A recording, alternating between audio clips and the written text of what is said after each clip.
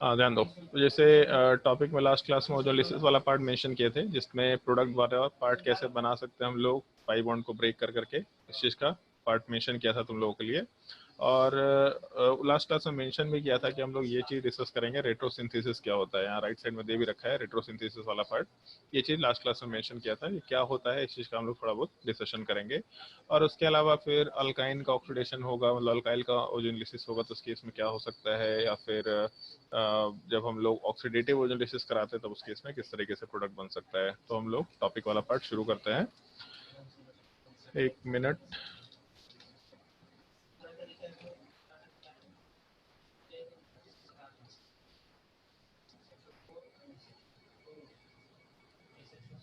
अरे यार,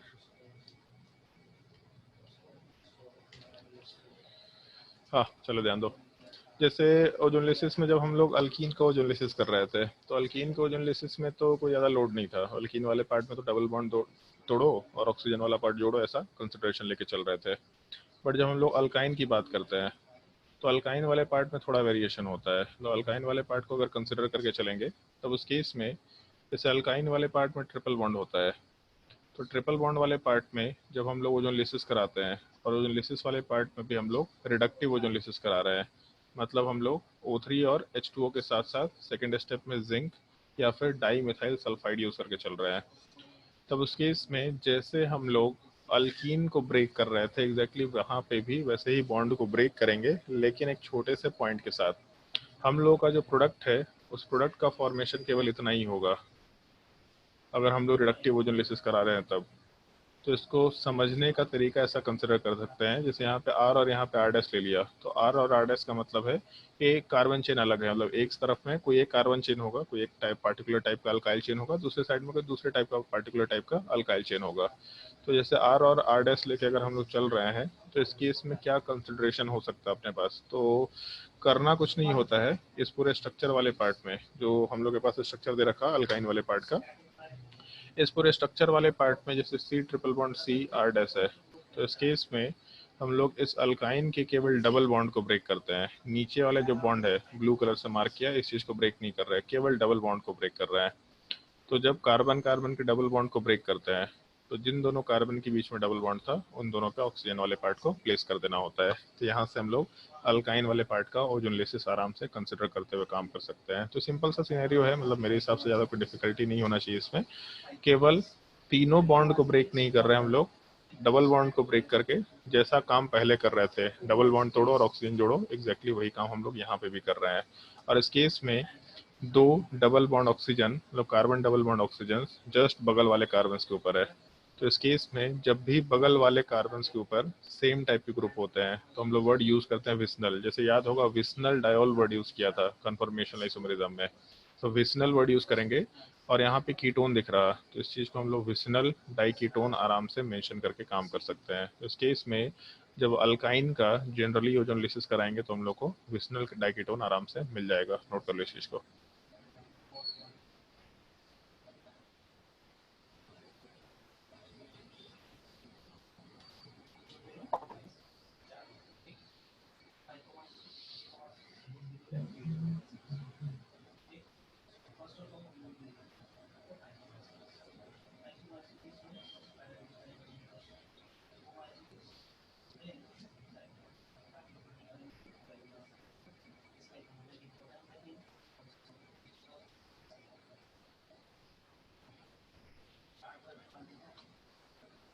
चलो ध्यान दो।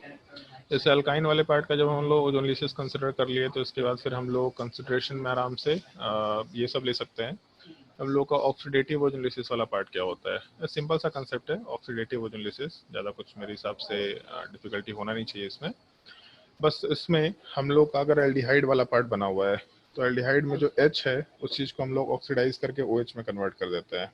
तो अपने नॉर्मल अल्कीन वाले पार्ट या अल्काइन वाले पार्ट से बस यही एक डिफरेंस आएगा कि हम लोग H को OH में कन्वर्ट कर देंगे एल्डिहाइड वाले पार्ट में, और कीटोन में तो कुछ होता नहीं है। जैसे मान लो ऐसा कंपाउंड दे रखा है कि कार्बन डबल बॉन्ड कार्बन, और एक साइड में H के साथ CH3 दे रखा, और दूसरे साइड में दोनों तरफ से CH3 दे रखा। तो पहले तो जब हम लोग ऑक्सीडेटिव ओजोनलिसिस यूज करेंगे, तो केवल हम लोग के पास O3 के साथ H2O दे रखा होता है।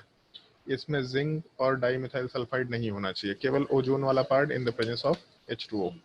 जब प्रोडक्ट बनाएंगे हम लोग, तो प्रोडक्ट वाले पार्ट में अगर हम लोग ऑक्सीडेटिव ओजोनलिसिस कराए, तो पहले ये चीज़ देख लो, जैसे अभी तो हम लोग शुरू ही कर रहे हैं तो इसलिए हम लोग एक एक स्टेप बाय स्टेप काम करेंगे, बट इन जनरल पहले ये चीज़ देख लो बॉन्ड को ब्रेक करके कि प्रोडक्ट क्या बन रहा है। जैसे यहाँ पे अगर बॉन्ड को ब्रेक करेंगे तो double bond oxygen double bond oxygen, मतलब प्रोडक्ट वाले पार्ट में कार्बन डबल बॉन्ड ऑक्सीजन, इसके ऊपर CH3, एक और CH3, और दूसरे वाले साइड में CH3 के साथ हम लोग के पास C डबल बॉन्ड OH निकल के आएगा। यहाँ से left side, sorry right side वाले पार्ट को देख सकते हैं, CH3 के साथ C डबल बॉन्ड OH वाला पार्ट निकल के आया। तो इस केस में एक तो हम लोग के पास कीटोन हो गया और दूसरा हम लोग के पास एल्डिहाइड वाला पार्ट हो गया।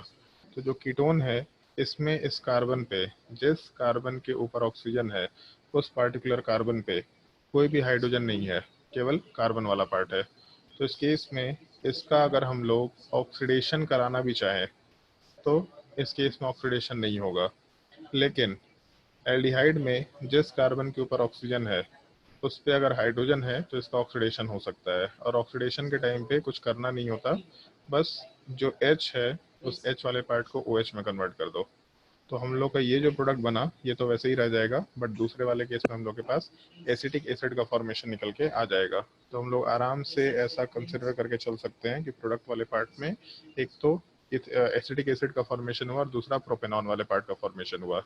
तो इतना पार्ट जैसे स्टेप बाय स्टेप मत करना, कभी कभी खुद से भी सोच के देख लेना।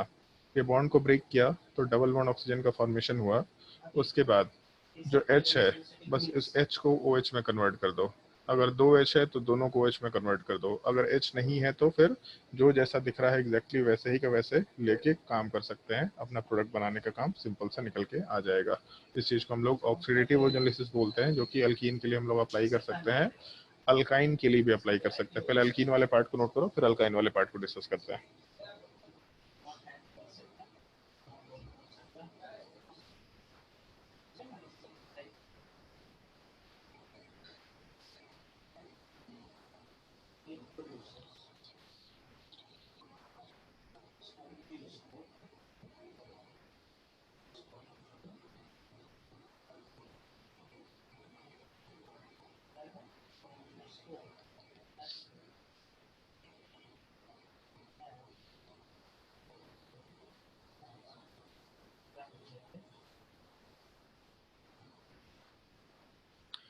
चलो अगर नोट कर लिया तो फिर इसके बाद हम लोग अल्काइन वाले पार्ट पे आते हैं। अल्काइन का केस और सिंपल सा है, इस केस में एटलीस्ट सिंपल सा है। जैसे अगर मान लो ऐसा स्ट्रक्चर दे रखा अल्काइन में, तो अल्काइन में डेफिनेटली हम लोग के पास ट्रिपल बॉन्ड है, तो हाइड्रोजन का तो कोई पॉसिबिलिटी नहीं है। उसको इस तरीके से समझना, ओजोनलिसिस में ऑक्सीडेटिव के टाइम पे ये प्रोडक्ट बनाते वक्त हम लोगों को जो ट्रिपल बॉन्ड है उसको सीधा ब्रेक कर देना है। और जब ट्रिपल बॉन्ड को ब्रेक करेंगे तो ऐसा समझो जैसे जब डबल बॉन्ड को ब्रेक किए थे, तो डबल बॉन्ड को ब्रेक करने पे हम लोग के पास दोनों कार्बन के ऊपर एक एक डबल बॉन्ड ऑक्सीजन आया था। जब तीसरे बॉन्ड को ब्रेक करेंगे, मतलब हम लोग का जो ये ब्लू वाला बॉन्ड है, अगर इस ब्लू वाले बॉन्ड को ब्रेक करेंगे हम लोग, तब उस केस में एक कार्बन कार्बन बॉन्ड ब्रेक किए हैं, तो इस केस में प्रोडक्ट वाले पार्ट में जो कार्बन के बॉन्ड को ब्रेक किया उसके जगह पे एक OH ग्रुप डाल दो, मतलब दूसरे वाले साइड में R डैश है, उसके अलावा C डबल बॉन्ड O है, और उसके अलावा एक OH वाला पार्ट है। तो पहले डबल बॉन्ड ब्रेक किया तो डबल बॉन्ड ऑक्सीजन का फॉर्मेशन किया। उसके बाद जब हम लोग तीसरे बॉन्ड को ब्रेक करेंगे तो उस केस में एक एक OH ग्रुप दोनों कार्बन पे लगा देंगे, तो प्रोडक्ट वाले पार्ट में सीधा हम लोग के पास कार्बोक्सिलिक एसिड वाला पार्ट निकल के आ जाएगा। अगर कार्बोक्सिलिक एसिड के ऊपर भी एक हाइड्रोजन प्रेजेंट है, जैसे इस कार्बन के ऊपर एक एक्स्ट्रा हाइड्रोजन प्रेजेंट होता, तो फर्दर एक और ऑक्सीडेशन करा दो। जैसे ऐसा ले सकते थे, मान लो ये केस दे रखा होता, OH, फिर उसके बाद C डबल बॉन्ड O और यहाँ पे H, तो इस हाइड्रोजन वाले पार्ट का फर्दर ऑक्सीडेशन करा दो, तो HO, C double bond O, OH, तो यहाँ से हम लोग आराम से H2CO3 का फॉर्मेशन करा सकते हैं। तो अगर H दे रखा होगा तो H2CO3 में उसको कन्वर्ट कर देना आराम से, बट अदरवाइज अगर H नहीं है तो जहाँ पे प्रोडक्ट अभी मेंशन किया है ये पार्ट, वहीं तक प्रोडक्ट को आराम से छोड़ दिया करना। नोट कर लो इस चीज़ को।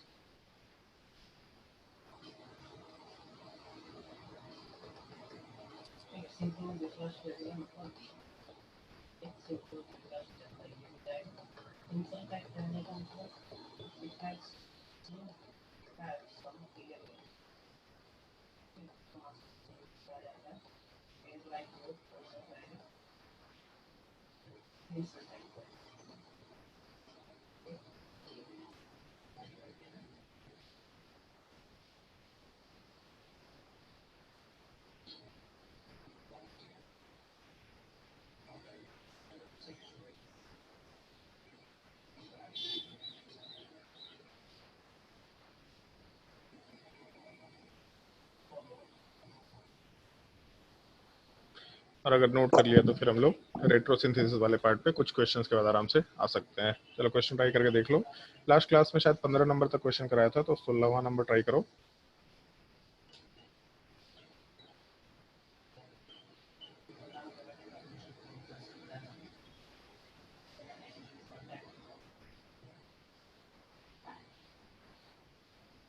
ट्राई करते जाओ क्वेश्चन।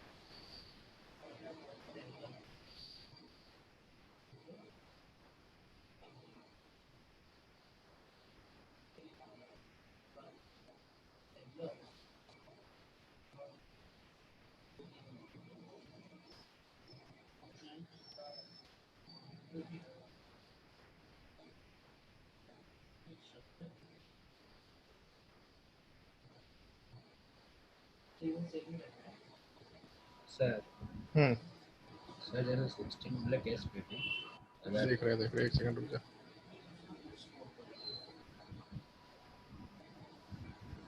सर यहाँ पे डबल बॉन्ड को ब्रेक करेंगे तो क्या करेंगे? जोर से बोल थोड़ा। डबल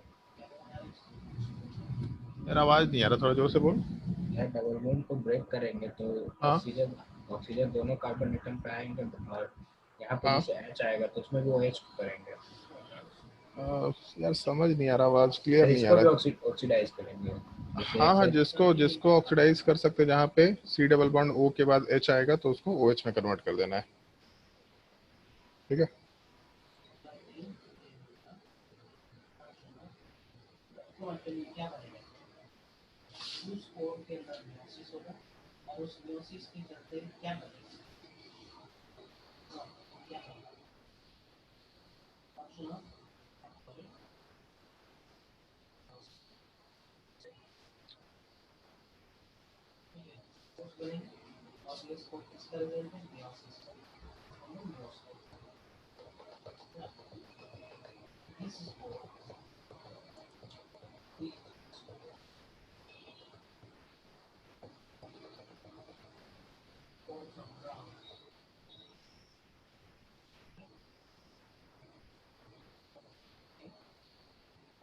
जल्दी ट्राई करो क्वेश्चन।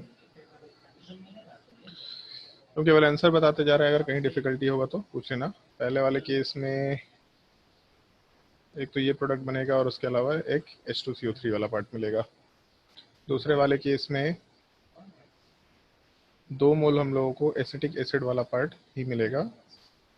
थर्ड वाले केस में एक प्रोपेनॉन मिलेगा और एक हम लोगों के पास ब्यूटेनॉन का फॉर्मेशन हो जाएगा। कोई ऑक्सीडेटिव ओजोलिसिस नहीं होने वाला है। इन तीनों क्वेश्चन में अगर कोई डाउट है तो पूछ सकते हैं।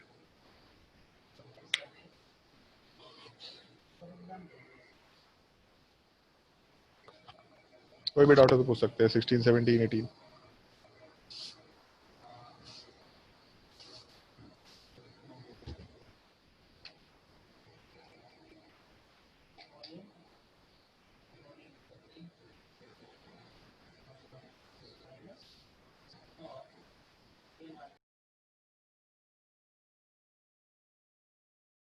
पढ़ना शुरू कर।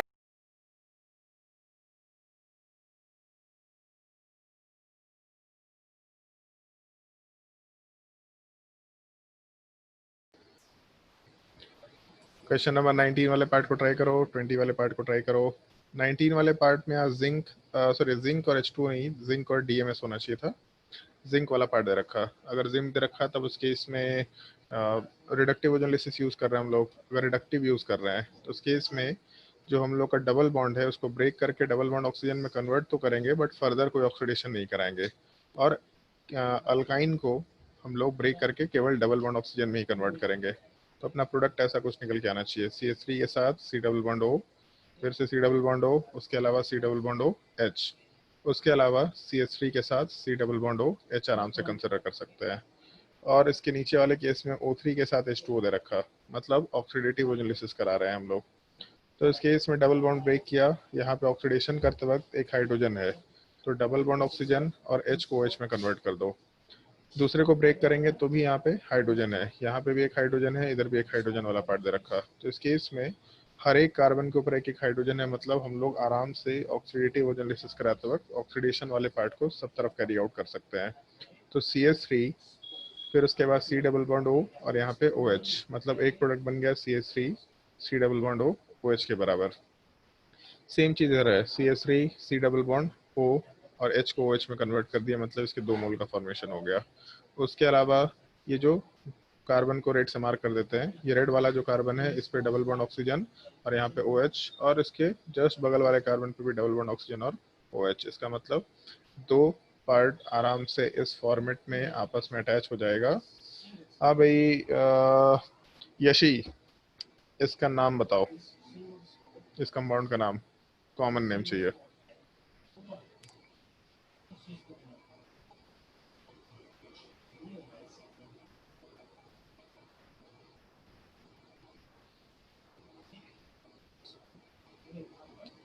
बताओ भैया, यशी आवाज आ रहा है कि नहीं आ रहा है, कि गायब हो गई? Yes sir. बताओ कॉमन नेम।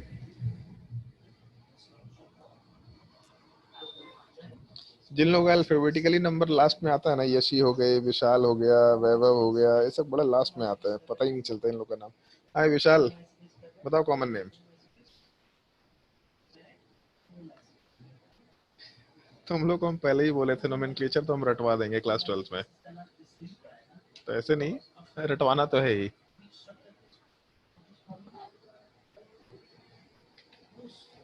सोनाली,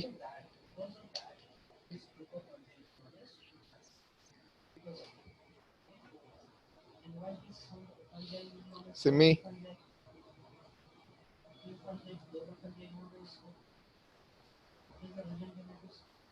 रोशन,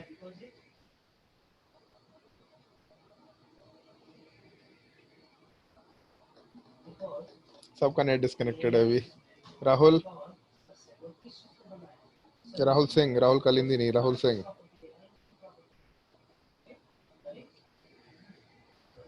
हाँ भाई राहुल, आवाज आ रहा है कि आवाज ही नहीं आ रहा?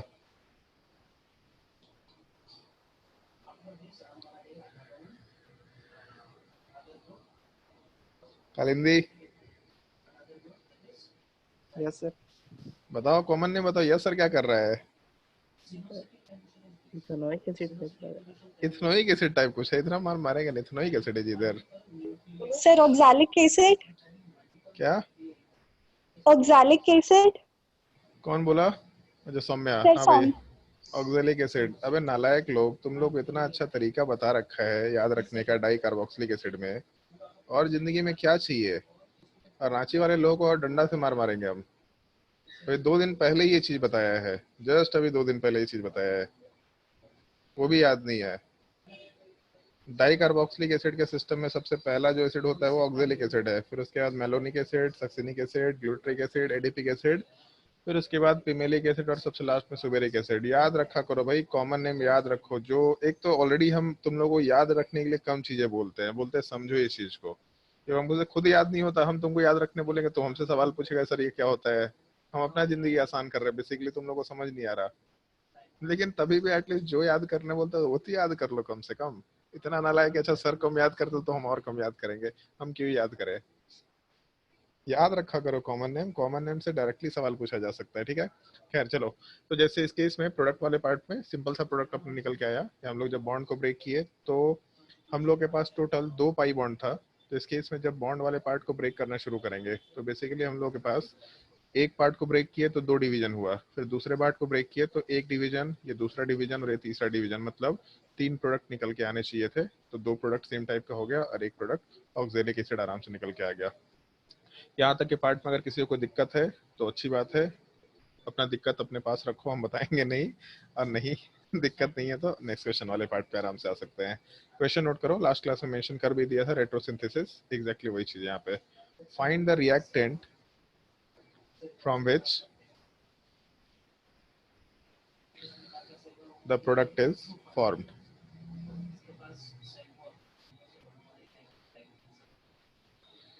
The product is, या products is are formed.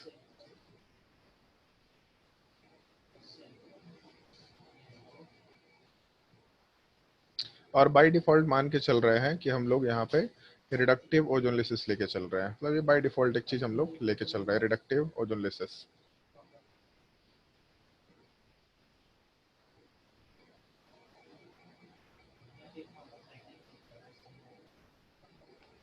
पहले 2 सिंपल क्वेश्चंस ट्राई करके देखो, उसके बाद फिर हम लोग थोड़े हाई फाई क्वेश्चंस में मूव करेंगे।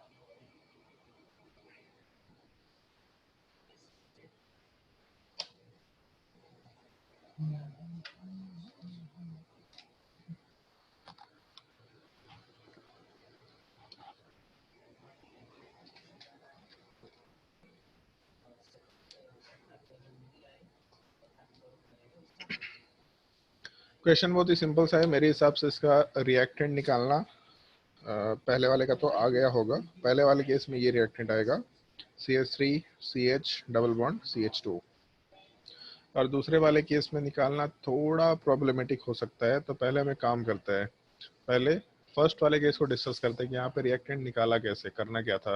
जैसे उस चीज को डिस्कस करेंगे तो सेकंड वाले केस का आंसर निकालना आसान हो जाएगा। CH2 डबल बॉन्ड ऑक्सीजन है और दूसरे वाले केस में डबल बॉन्ड ऑक्सीजन के साथ CH के साथ CH3। तो जैसे जब हम लोग प्रोडक्ट बना रहे थे तो हम लोग ये काम कर रहे थे, डबल बॉन्ड को ब्रेक कर रहे थे और दोनों के ऑक्सीजन जोड़ रहे थे। तो अगर हम लोग को रिएक्टेंट बनाना है तो उल्टा कर दो, दोनों ऑक्सीजन को हटा दो, जैसे हम लोग ज्योमेट्रिकल आइसोमरिज्म में कर रहे थे।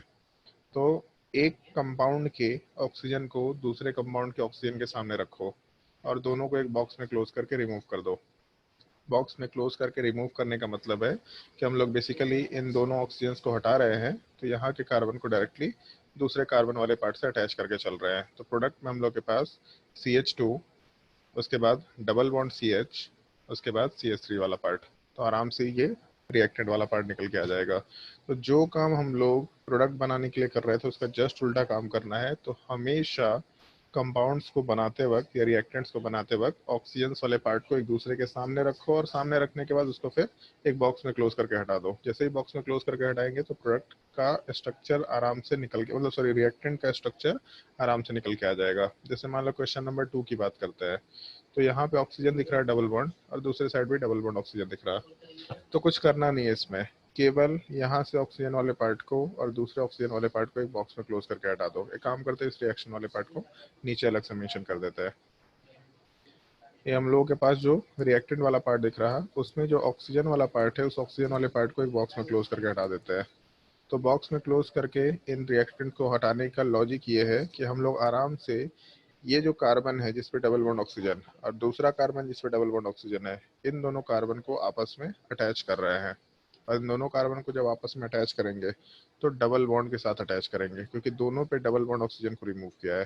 तो carbon number 1, carbon number 2, 3, 4, 5, first number part 5th number से अटैच्ड है और आपस में सारी चीजें अटैच्ड हैं। तो कार्बन नंबर 1 जब 5th नंबर से अटैच्ड है विथ डबल बॉन्ड तो डेफिनेटली एक साइक्लिक रिंग का फॉर्मेशन आराम से कंसिडर कर सकते हैं। जैसे कभी भी सवाल सॉल्व करना तो हमसे मत पूछना कि ये सही है कि ये गलत है, उसमें बस ये देख लेना, जो भी तुम्हारा आंसर आया उसका अगर हम लोग ओजोनलिसिस कराए तो हम लोग का सेम प्रोडक्ट निकल के आ रहा है क्या। अगर सेम प्रोडक्ट निकल के आ रहा है इसका मतलब अपना आंसर सही है। जैसे मान लो फर्स्ट वाले केस में इसका अगर ओजोनलिसिस कराए तो CH3 के साथ C डबल बॉन्ड OH मतलब ठीक ऑप्शन है, CH2O ये भी ठीक ऑप्शन है, मतलब अपना आंसर सही होगा, ऐसा आराम से बोल सकते हैं। दूसरे वाले केस में जब इस रिएक्टेंट को हम लोग ब्रेक करेंगे तो ब्रेक करने पे हम लोगों के पास, जैसे इसको ब्रेक करेंगे तो दोनों के ऊपर डबल बॉन्ड ऑक्सीजन आएगा। तो फर्स्ट कार्बन के ऊपर डबल बॉन्ड ऑक्सीजन, फिर 2 3 4 5 फिफ्थ नंबर पे डबल बॉन्ड ऑक्सीजन, मतलब आराम से ये स्ट्रक्चर निकल के आएगा। तो हम लोग का रिएक्टेंट वाला पार्ट सही है। ये तुम्हारे खुद के जजमेंट के लिए होगा, मतलब क्वेश्चन जैसे ही सॉल्व किए तो हम लोगों ने सही क्वेश्चन सॉल्व किया है कि गलत क्वेश्चन सॉल्व किया, कैसे जज करें। तो जो रिएक्टेंट निकल के आया उसको सीधा वापस से ओजोनलिसिस करके प्रोडक्ट में कन्वर्ट करके देखो, आंसर निकल के आ जाएगा। और इस चीज का ध्यान रखना, एक रिएक्टेंट जरूरी नहीं कि एक पर्टिकुलर प्रोडक्ट के लिए एक ही रिएक्टेंट होगा, हो सकता है 2 या 2 से ज्यादा रिएक्टेंट्स पॉसिबल हो। तो जितने रिएक्टेंट्स पॉसिबल होंगे सारे के सारे पार्ट को मेंशन करते हुए काम करना होगा। क्वेश्चन नंबर 1 और 2 में अगर कोई डाउट है तो आराम से पूछ लो, अगर डाउट नहीं है तो फिर हम लोग आराम से आगे बढ़ते हैं। कोई भी डाउट हो तो पूछ लो।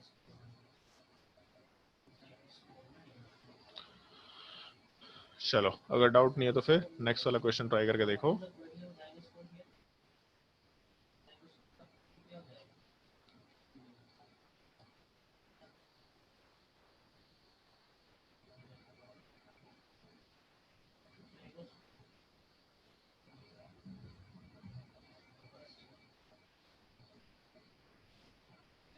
ट्राई करके देखो क्वेश्चन को।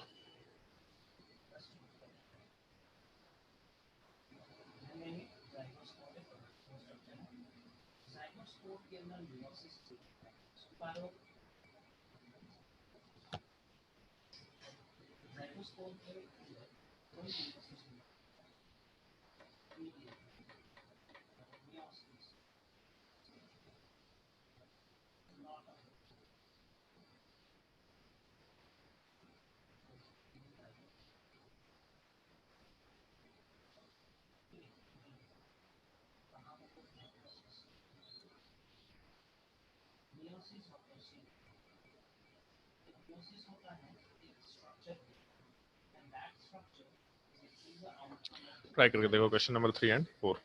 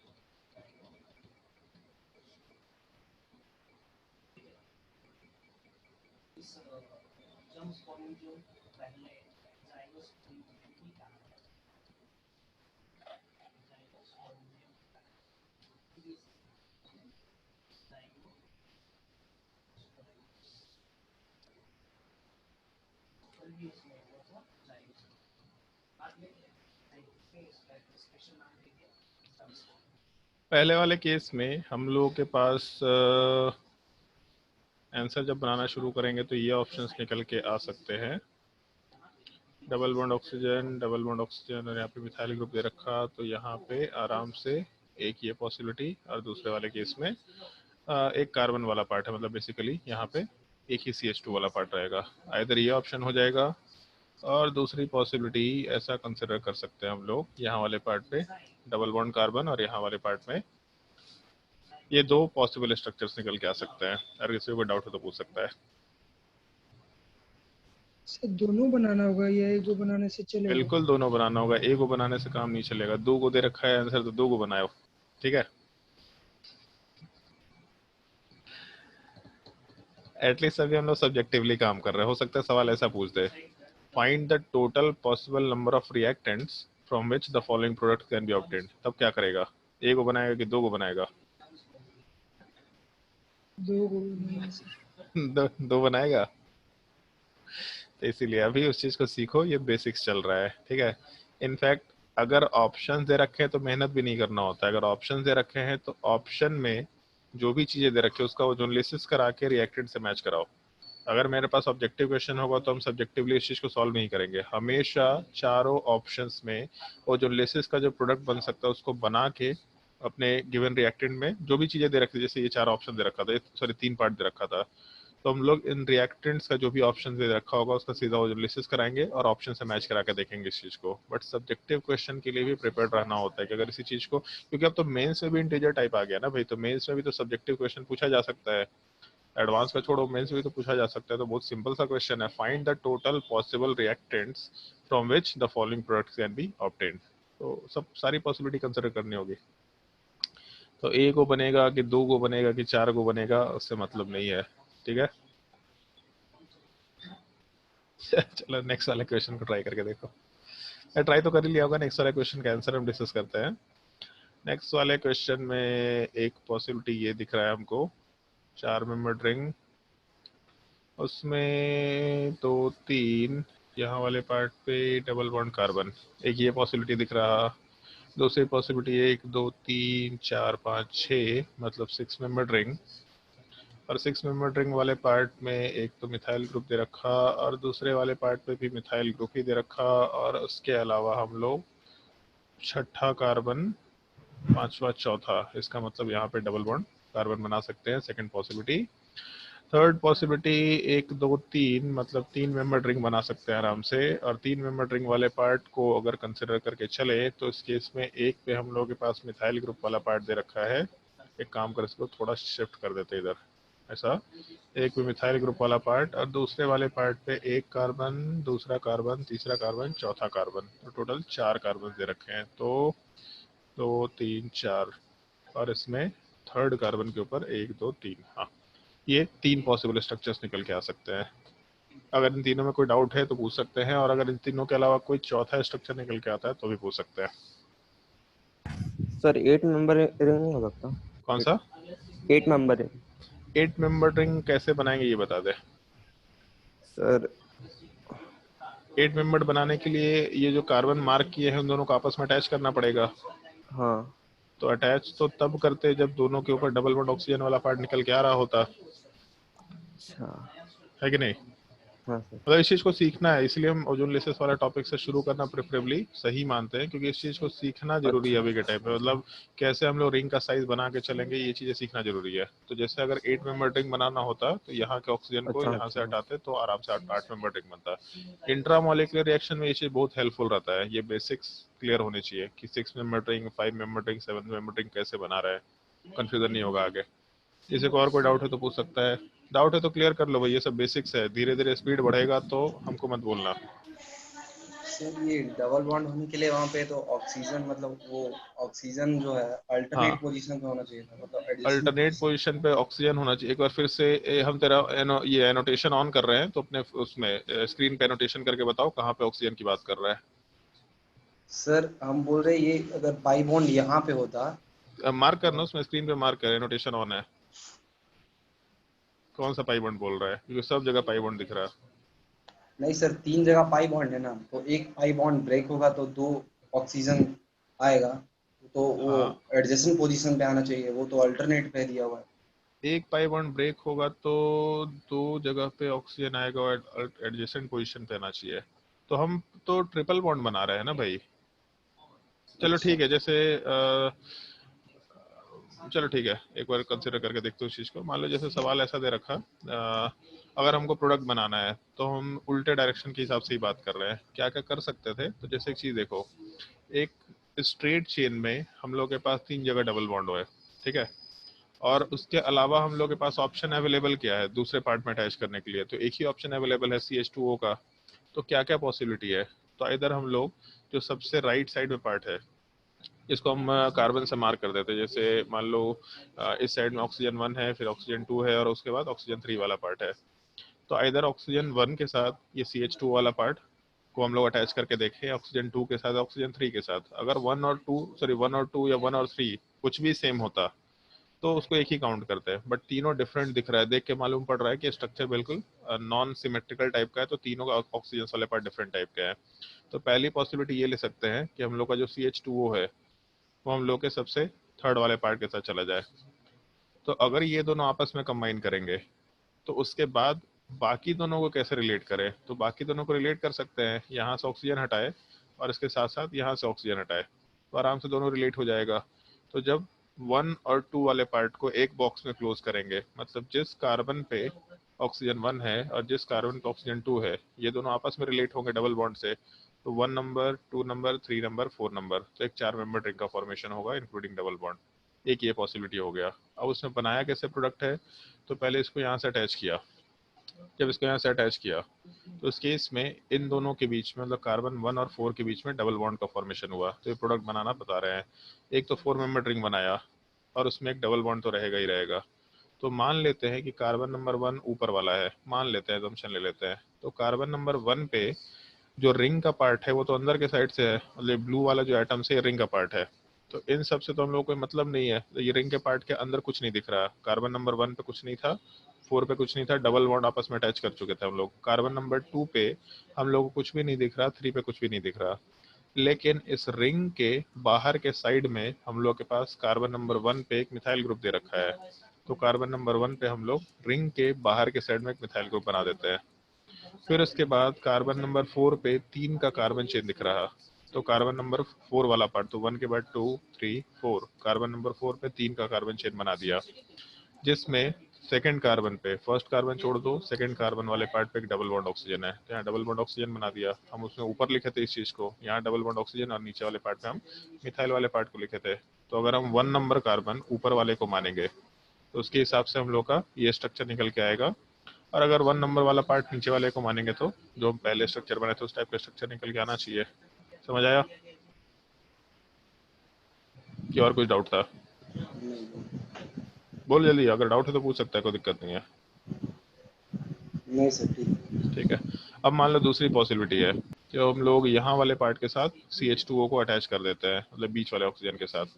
तो इस केस में क्या पॉसिबिलिटी होगा, तो जब ये ऑक्सीजन खत्म हो गया तो इस केस में जो हम लोग का ऑक्सीजन 3 था, इस चीज को हम लोग को इस ऑक्सीजन से रिलेट करना पड़ेगा। मतलब बेसिकली हम लोग जो बॉक्स क्लोज कर रहे थे वो बॉक्स वाला पार्ट यहाँ से क्लोज करके चलना पड़ेगा। तो बेसिकली जिस कार्बन के ऊपर ऑक्सीजन नंबर 3 अटैच्ड है और जिसके ऊपर ऑक्सीजन 1 अटैच्ड है, ये दोनों आपस में अटैच होगा। तो एक कार्बन, 2 कार्बन, 3, 4, 5 और 6, मतलब कार्बन नंबर 1 आराम से कार्बन नंबर 6 के ऊपर अटैच होगा।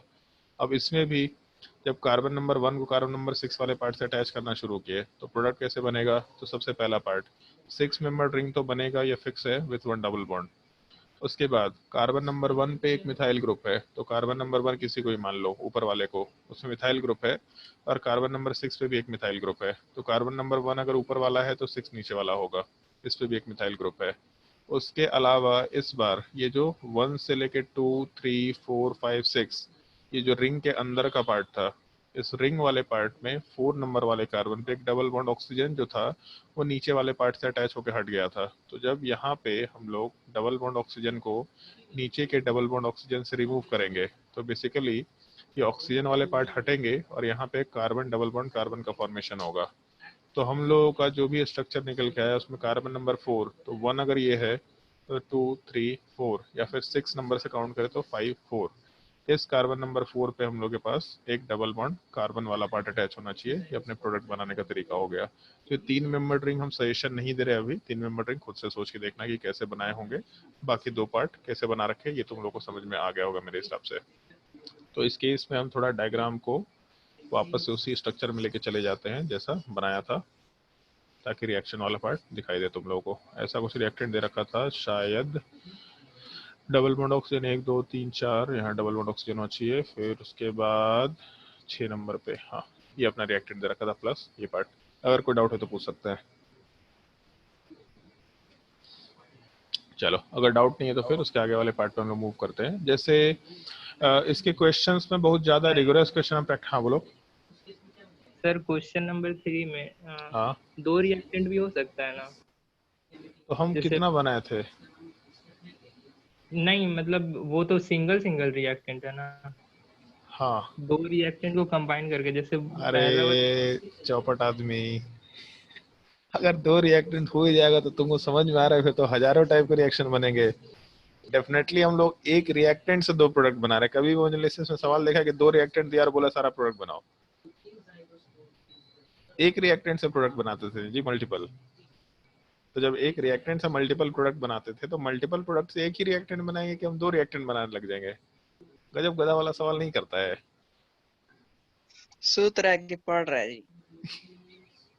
तुमसे कमेंट नहीं करने बोले थे हम, सोच रहा है कि पढ़ रहे जी। आएगा तुम सर। तुम दोनों को लड़ाई एक दिन होगा ही होगा। चलो ठीक है, तो इस चीज का ध्यान रखना थोड़ा। जैसे हम बहुत इसमें रिगोरस क्वेश्चंस नहीं करा रहे, लेकिन तुम लोग असाइनमेंट से कुछ क्वेश्चंस देंगे जिसको तुम लोग को ढंग से प्रैक्टिस करना होगा इस चीज का, क्योंकि असाइनमेंट में जो क्वेश्चन देंगे उसमें ऑब्जेक्टिव क्वेश्चंस होंगे। तो ऑब्जेक्टिव क्वेश्चन से सवाल अप्रोच करने का तरीका एकदम अलग रखना। ऑब्जेक्टिव क्वेश्चन देगा तो चारों ऑप्शन में सीधा ओजोनलिसिस प्रोडक्ट बना के देखना। जैसे मान लो कि मेरे पास एक सवाल दे रखा होता है, उसके चार ऑप्शन दे रखा होता है, जिसमें से एक ऑप्शन इस टाइप का कुछ दे रखा है, मान लो ऐसा दे रखा होता है, तो हम सीधा यहाँ पे डबल बॉन्ड को ब्रेक करके यहाँ पे डबल बॉन्ड ऑक्सीजन, यहाँ पे डबल बॉन्ड ऑक्सीजन बनाएंगे। और हम चारों या रिएक्टेंट जो भी दे रखा है या फिर क्वेश्चन में जो भी वैल्यूज दे रखे, जो भी स्ट्रक्चर दे रखे, उन सब से इन सारे ऑप्शंस को रिलेट करके देखेंगे। जैसे इन सबको रिलेट करेंगे, जो भी ऑप्शन मेरा मैच कर गया वो अपना आंसर निकल के आएगा। तो वहाँ पे हम लोग सब्जेक्टिवली सॉल्व नहीं करेंगे इस चीज को, वहाँ पे हम लोग उस चीज को ऑब्जेक्टिव अप्रोच में रखेंगे। इस एक चीज का थोड़ा ध्यान रखते हुए काम करना होता है। अगर कोई तकलीफ है किसी को इस टॉपिक में तो आराम से पूछ सकते हैं, और अगर दिक्कत नहीं है तो फिर हम लोग दूसरा टॉपिक, थोड़ा मजेदार टाइप का टॉपिक है जिसका डिस्कशन करते हैं हम लोग, क्लोरीनेशन वाला पार्ट या फिर मोनो हेलोजिनेशन वाला पार्ट, बेटर वर्ड यूज कर सकते हैं हम लोग, मोनो हेलोजिनेशन प्रोडक्ट। ये टॉपिक आराम से डिस्कस कर सकते हैं। जिसको भी डाउट होगा आराम से ओजोनलिसिस वाले पार्ट में पूछ सकता है, और नहीं तो फिर मोनो हेलोजिनेशन प्रोडक्ट वाला टर्म हेडिंग के फॉर्मेट में डाल दो। इसको हम लोग फिर से रिपीट करेंगे फ्री रेडिकल मैकेनिज्म में, लेकिन अभी के लिए हम लोग केवल प्रोडक्ट बनाना सीख रहे हैं। नोट कर लो। सर ऑक्सैलिक एसिड का यूपैक नोमेनक्लेचर क्या बोल रहे हैं? ऑक्सैलिक एसिड का यूपैक नोमेनक्लेचर। ऑक्सैलिक एसिड का यूपैक नोमेनक्लेचर में दो कार्बन दे रखा, अगर दो कार्बन दे रखा है इसका मतलब इथ हो जाएगा। तो कहीं डबल बॉन्ड नहीं, इसका मतलब एन हो गया, और दो ओइक एसिड है तो ऐसा कुछ बोल सकते हैं क्या?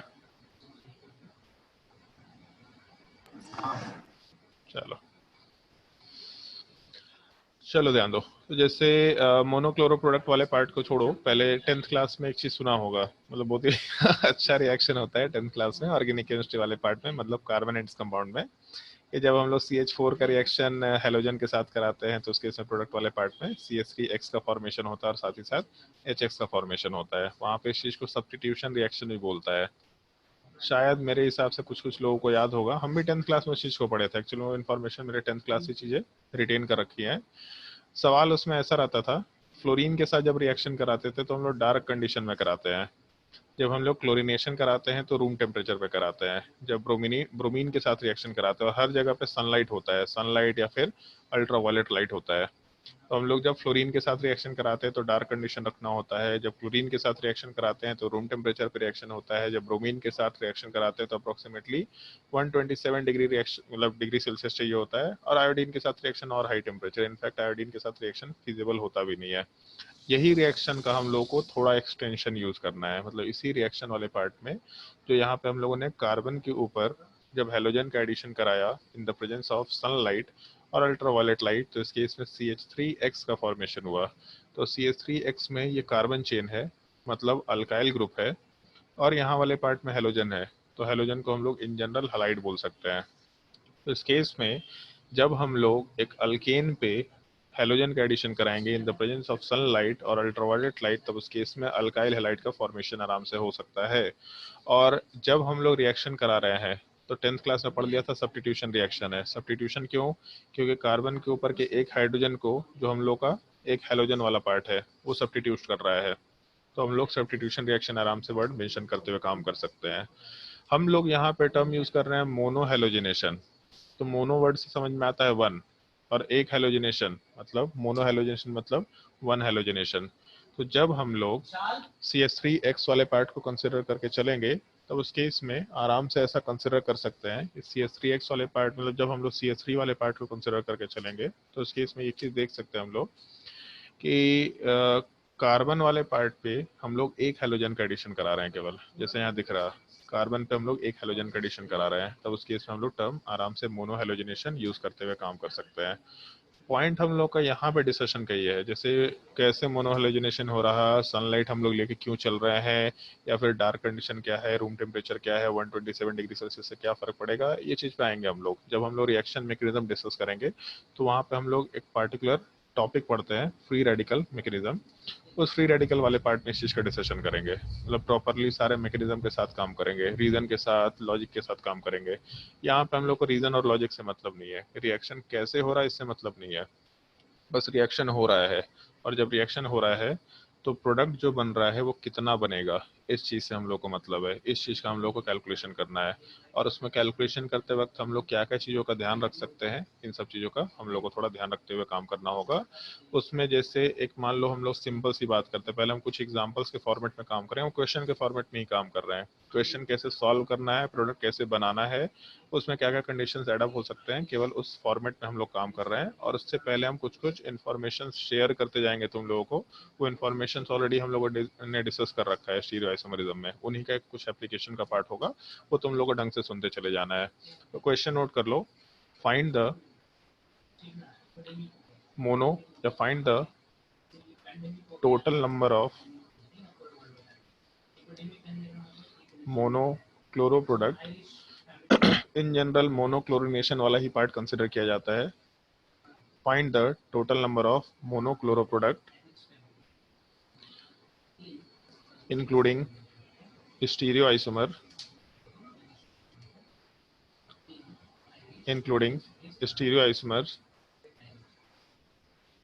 and also find the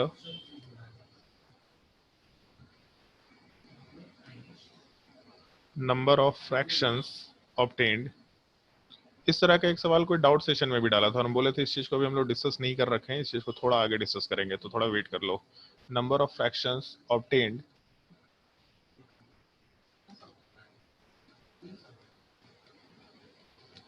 after fractional distillation।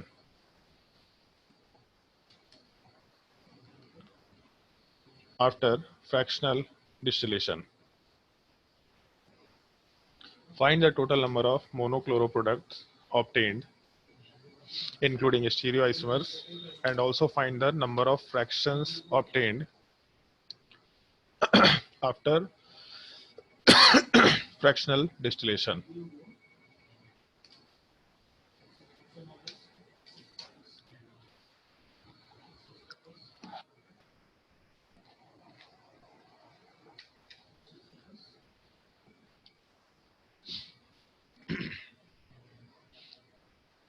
चलो ध्यान दो, सवाल में करना क्या होता है इस चीज पे ध्यान दो थोड़ा।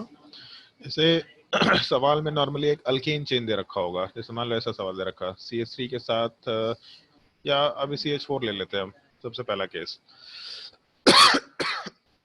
तो सवाल नॉर्मली ऐसा दे रखा होगा, आइदर जैसा फॉर्मेट में हम सवाल दे दिए, हो सकता है यही दे रखा हो, या फिर पूरा रिएक्शन दे रखा होगा कि CH4 वाला पार्ट Cl2 के साथ रिएक्शन किया in the presence of HNu, और हो सकता है इसी की जगह पे सनलाइट वर्ड मेंशन कर रखा हो। तो HNu दे या सनलाइट दे या अल्ट्रा वायलेट लाइट दे, सारा का सारा पार्ट सेम फंक्शन के जैसा या सेम फीचर के जैसा काम करेगा।